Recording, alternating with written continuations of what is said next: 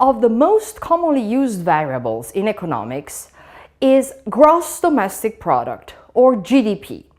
You read about GDP every day in newspaper, you hear in the news. GDP is often used to measure the size of an economic system, to compare economic systems among themselves, and to check if an economic system is doing well and growing over time. Why is this variable so important? Why do we measure the size of an economic system with GDP, and we check its well-being looking at how GDP changes over time? To understand the use of this variable, we need to consider the definition of GDP. The formal definition of gross domestic product is that it measures the market value of all final goods and services produced in a country in a given time span. Normally a year, but we can consider it also in shorter time spans.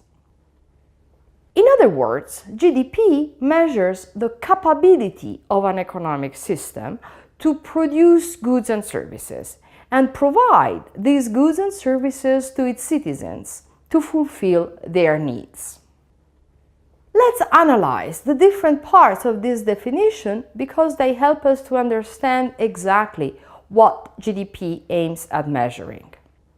GDP measures final goods, and final goods only. For example, it is the sum of the value of cars, of computers, of clothing, of phone services, of transportation services, etc., produced in a year by a country. Why do we consider final goods only and not intermediate ones?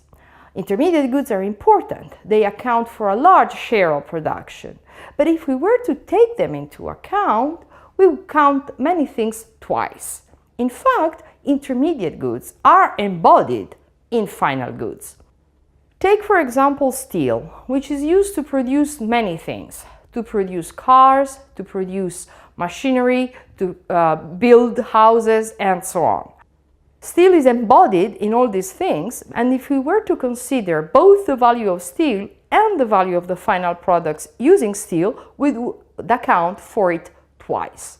Instead, we consider final products only so that they already embody the value of intermediate goods. We also said that the definition of GDP refers to market value of these goods.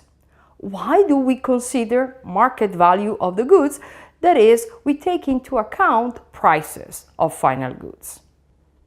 We need to do so because we need to find an aggregate measure for overall production. And we cannot simply sum together units of different types of goods and services. We need to count the produced goods using a common measure, allowing to add up all products. And to do this, we use their monetary value, that is, the quantity of goods sold multiplied by the product price. So, when we measure GDP, the amount of car produced and sold is measured in terms of the value of car production in euro, if we refer to a country in Europe, which can be added to the measure in euro of the value of pencils produced, of telephone service provided, and so on. So we can have a meaningful addition of the same units. To do so, we need to go through prices. To have the monetary value of goods, we use the price of the final goods. And the price of a final good is the result of demand and supply conditions of the good. At the aggregate level, we will have an average price level for all the goods and services produced that reflects the general situation of the economy. The average price level is very different across countries, and it reflects the average wage level and the average price for many different goods. So this is important to keep in mind. We need to take into account different price levels across countries when we want to compare GDP across countries. For example, consider the largest economy in the world by GDP, which is the United States. United States have a large GDP because they are a large country producing many goods and services through an advanced technology that allows to produce a lot, but they also pay, relative to the rest of the world, relatively high wages. And therefore, they have a relatively high price level, which increases their GDP. The second country in the ranking of countries by GDP is China. China is also a very large country, larger than the US in terms of population, but it certainly has a much lower price level. And this lower price level keeps the GDP value of China lower than the one of US. Another important element of the definition of gross domestic product is the word domestic. Domestic refers to the fact that we are measuring production within the borders of a given country. And so we take as a unit of observation a country.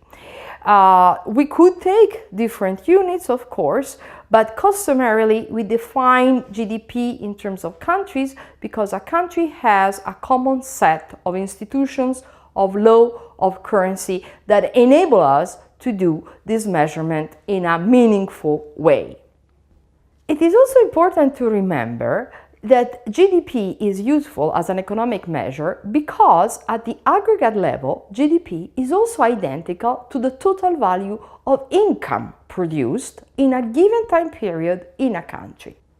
In fact, the amount spent by people to buy goods, which is the price times the quantity purchased, aggregating becomes GDP, but this is also the revenue of the sellers and which gives rise to the income of the sellers of those goods.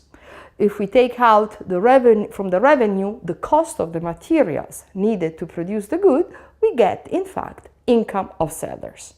And this can occur at every step of the production chain. If we move backward along production steps, at each step, the payment of each intermediate product is part of the payment of the inputs used to produce the intermediate goods, and the remaining part is the income of the seller. Therefore, aggregating throughout the whole economy, we can see that the value of GDP, measuring production of final goods, coincides with the total value of income accrued by the sellers at each step of production. There is another element that we can consider.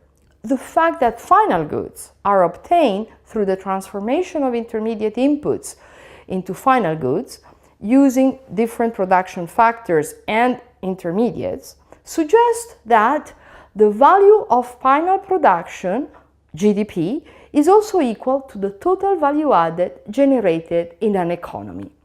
In fact, the third definition of GDP corresponds exactly to the total value added generated by transforming intermediate inputs using factors of production into something different which has more value than the mere sum of its components.